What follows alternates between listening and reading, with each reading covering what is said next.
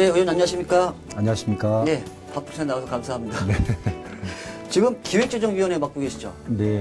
기획재정위원회 하면 가장 큰 현안이 지금 추경예산 심의 같은데요. 지금 어떤 상황입니까? 예, 경기도가 1차 지금 2013년도 추경 예산을 하고 있는데, 뭐 재정이 어렵다고 그래서 지금 IMF 이후에 15년 만에 처음으로 아마 감액 추경을 올린 것 같습니다. 사실 요즘 이제 뭐 잘 아시겠지만 부동산 경기가 너무 어렵고, 도세의 대부분이 이제 취득세인데 그 취득세가 부동산 경기와 관련이 있기 때문에 아마 경기도세가 추가로 그러니까 징수될 부분이 예상했던 것보다 상당히 많이 감액이 돼서 예상이 돼서 아마 감액 추경을 하고 있는 것 같은데요. 여튼 뭐 그렇다 하더라도 민주당 입장에서는 예산 재정 운영이라는 것은 도에서 세수 추계를 명확히 해서 경기 전망을 이제 명확히 해야 되겠죠. 명확히 해서 세수 추계를 해서 그걸 가지고 이제 예산을 편성해서 재정 운영을 하는 건데 그런 부분에서는 경기도가 좀 미스하지 않았는가. 재정 운영은 잘됐다. 세수 추계를 좀 너무 많이 했기 때문에 그런 미스가 있어서 지금 하반기에 지출해야 될 재정이 이제 고갈이라는 상태이고요. 또 하나 이번에 추경 예산에 논란이 했던 게 가장 큰 게 무상급식 예산 삭감입니다. 정확하게는 친환경 급식 지원 예산인데요.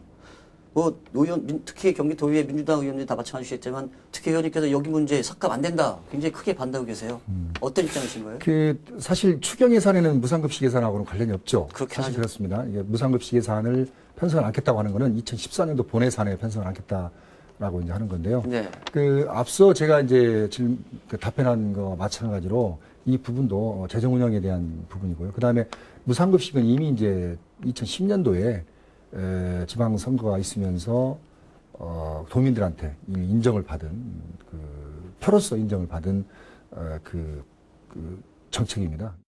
3년 동안에 걸쳐 가지고 전면 실시하고 있는 무상급식, 또 아이들의 이제 먹을거리인데 이 부분을 가지고 정치적 논리로 판단한다는 것은 문제가 있지 않는가 이런 생각을 해보고요. 여기에 대해서 아마 민주당에서도 그렇고 저 또한 마찬가지입니다. 강력히 대응을 해서 무상급식 예산은 반드시 사수를 해야죠. 이거는 뭐 우리의 뭐라고 해야 되나요? 과제라고 해야 되나요?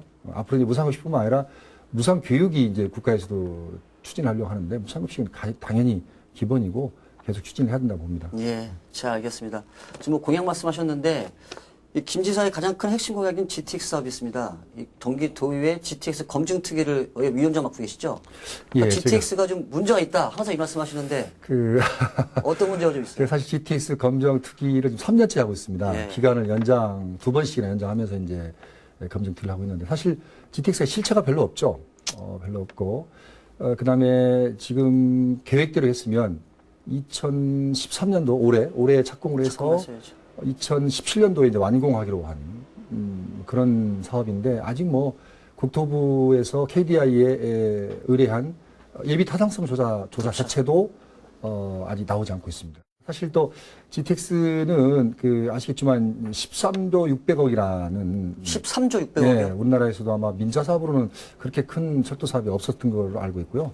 엄청나게 규모가 큰 사업이죠. 그리고 이게 경기도만에 해당되는 것이 아니고 서울시, 인천시, 경기도가 3개 시에 해당이 되는 부분입니다. 그런 부분이기 때문에 그런 문제점도 있고요.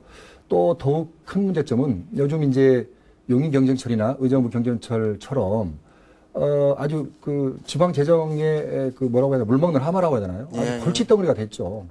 그거는 규모가 아주 GTX에 비하면 적습니다. 그럼에도 불구하고 좀 골칫덩어리가 됐는데 GTX 또한 국토부에서 이렇게 예비타당성 조사를 다시 하게 하고 대한교통공학회에서 낸 보고서 제안서를 다시 검증하게 된 이유가 뭐냐면 수요 예측을 다시 하라는 얘기죠.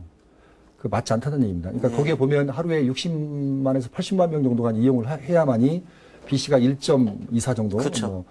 대부분 이제 평균이라고 그러는데 그게 1점이 넘으면 수익성이 있다라고 이제 보는 거죠. 물론 이제 공공 사업이기 때문에 돈 벌려고 하는 건 아니지만 여튼간에 그 정도는 돼야만이 이게 수시 탓을 맞는다라고 보는 건데 그것이 안 되는 거죠.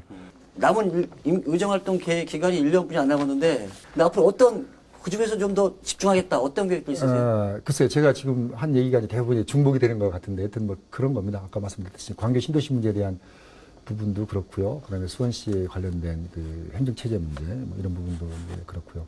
그다음에 이제 또 한 가지 제가 말씀드리고 싶은 거는 제가 이번 회기 때 이제 제가 제정한 조례가 있습니다. 그게 뭐냐면 경기도 재정 부담에 대한 의회의 사전심의 있고 그게 뭐냐면 일방적으로 내리는 국비 이런 부분에 대해서 이제 심의할 수 있는 사전심의를 하자. 네, 의회에서 사전심의할 수 있는 그런 조례를 만들었는데 바로 그런 부분 같습니다. 그래서 지방자치와 분권에 대한 부분을 또 지방재정의 건전성, 그다음에 지방재정 확보에 대한 부분을 좀 더 심도 있고 좀 더 강하게 추진을 해야 되지 않겠는가. 남은 기간 동안 뭐 4년 동안 그 역할을 제가 지방지정부에 있으면서 해왔고 뭐 청와대까지 가서 탄원서도 내고 뭐 가서 면담도 하고 그랬었는데 하여튼 그런 활동을 지속적으로 좀 하고 싶습니다. 그리고 아까도 말씀드렸지만 광교 신도시 정말 정상화가 돼서 명품 도시 광교 신도시가 될 수 있게끔 제 남은 기간 최선을 다할 예정입니다. 자, 그래서 이게 특히 말씀하신 것 중에 수원시가 그래도 기본 준광역시 수준은 좀 돼야 행정체계가 돼야 이 모든 것들을 좀 원활하게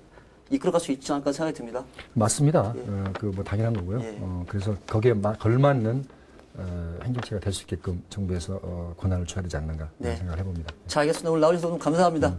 감사합니다.